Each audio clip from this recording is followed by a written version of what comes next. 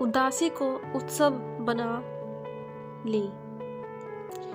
तुम अपने को उदासी से इस तरह जोड़ लेते हो कि उदासी घड़ी की गहराइयों का सौंदर्य देख ही नहीं पाती। अगर तुम ऐसा देख सको तो पाओगे कि तुम कितने ही खजानों को चुक रहे हो।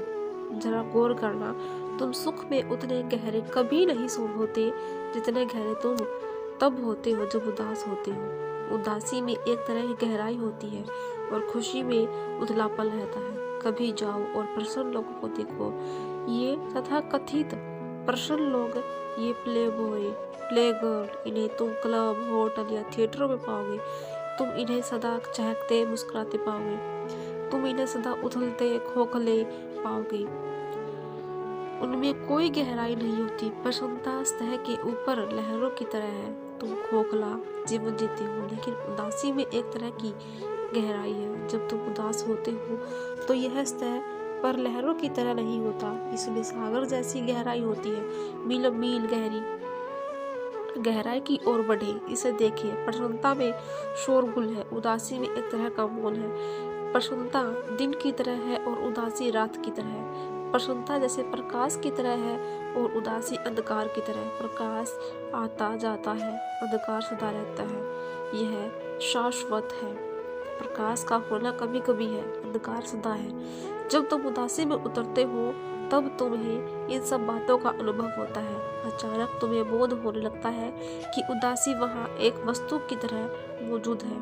तुम उसे देख रहे हो, उसके साक्षी हो, और अचानक तुम प्रसन्न होने लगते हो। उदासी इतनी सुंदर अंधेरे की एक फूल की तरह अथवा गहराई की एक फूल की तरह, रसातल की तरह, इतनी शांत, इतनी संगीतमय, कोई शोरगुल नहीं, कोई हलचल नहीं। तुम अंतहीन गिरते चले जाते हो, फिर पूर्णतया पुनर्जीवित होकर उसमें से निकल आते हो। यह विश्रांति है। यह तुम्हारी दृष्टि पर निर्भर करता है। जब तुम उदास होते हो तो तुम्हें लगता है कि कुछ बुरा हुआ है। यह तुम्हारा मानना है कि कुछ बुरा हुआ है और तब तुम उससे बचने की कोशिश करते हो। तुम इस पर गौर नहीं करते। तब तुम किसी दूसरे के पास जाते हो, किसी पार्टी में, किसी क्लब में, या फिर तुम टीवी या रेडियो चला देते हो, या फिर अखबार पढ़ने लगते हो, कुछ भी जिससे तुम उसे भुला सको। तुम यह गलती दृष्टि दी गई है कि उदासी गलत है, इसमें कुछ बुरा नहीं है। यह जीवन का दूसरा छोर है। प्रसन्नता एक छोर है, उदासी दूसरा। आनंद एक छोर है, दुख दूसरा।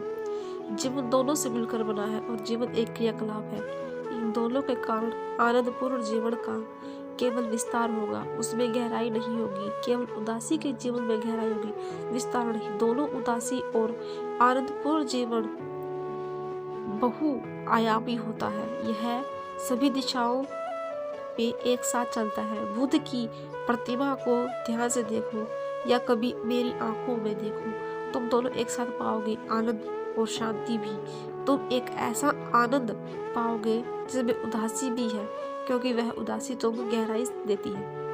बुद्ध की प्रतिमा को देखो, आनंदपूर्ण लेकिन फिर भी उदास। मात्र उदास शब्द ही तुम्हें गलत अर्थ देता है कि कुछ गलत है। यह तुम्हारी धारणा है। मेरे लिए जीवन अपनी समग्रता में ही शुभ है। जब तुम जीवन को अपनी समग्रता में समझ लेते हो तभी तुम उसका उत्सव मना सकते हो, नहीं तो यह असंभव है।